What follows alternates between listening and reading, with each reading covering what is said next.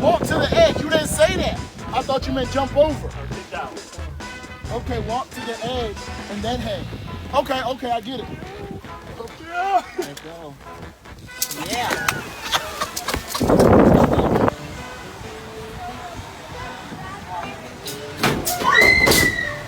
He just dropped. That was the scariest thing in the world. Oh, shit. And he's at the end. Everybody, he's so low.